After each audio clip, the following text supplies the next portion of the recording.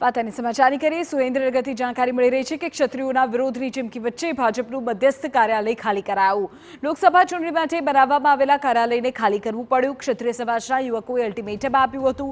ક્ષત્રિય સમાજની જગ્યામાં કાર્યાલય ખોલાવ્યું હતું। વિરોધની વાત વચ્ચે કાર્યાલયને અન્ય સ્થળે તાત્કાલિક ખસેડી દેવાયું। તો ક્ષત્રિયોના વિરોધની ચીમકીની વચ્ચે ભાજપે તેનું મધ્યસ્થ કાર્યાલય ખાલી કરવું પડ્યું। લોકસભા ચૂંટણી માટે બનાવવામાં આવેલું કાર્યાલય સુરેન્દ્રનગરમાં અન્ય સ્થળે ખસેડવું પડ્યું। ઉલ્લેખનીય છે કે ક્ષત્રિય સમાજના યુવકો દ્વારા અલ્ટિમેટમ આપવામાં આવ્યું હતું।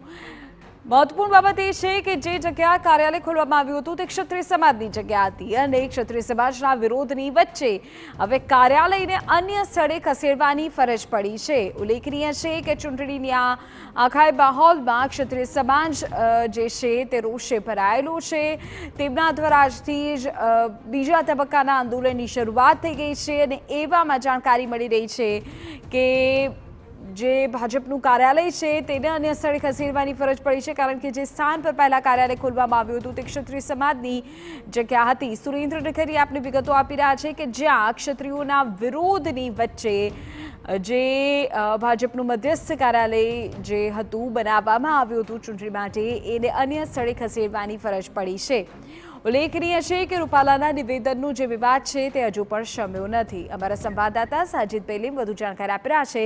જે સાજિદ, એ જો વાત કરવામાં આવે છે જે ક્ષત્રિય સમાજનો વિરોધ ચાલી રહ્યો છે જે રૂપાલા બાબતે અને જે વાત હતી સુરેન્દ્રનગરની, તો જે મધ્યસ્થ કાર્યાલય છે તે દરબાર બોર્ડિંગની અંદર ચાલુ હતું। જ્યારે આ બોર્ડિંગની અંદર આ કાર્યાલય ચાલુ થયું ત્યારબાદ જે ક્ષત્રિયો છે તેઓ વિરોધ કરી રહ્યા હતા અને આ કાર્યાલય છે તે ખાલી કરવા માટે કાલ સાંજ સુધીનો અલ્ટિમેટ આપવામાં આવ્યું હતું। જો કે ખાલી નહીં કરવામાં આવે તો આક્રોશનો ભોગ બનવું પડશે।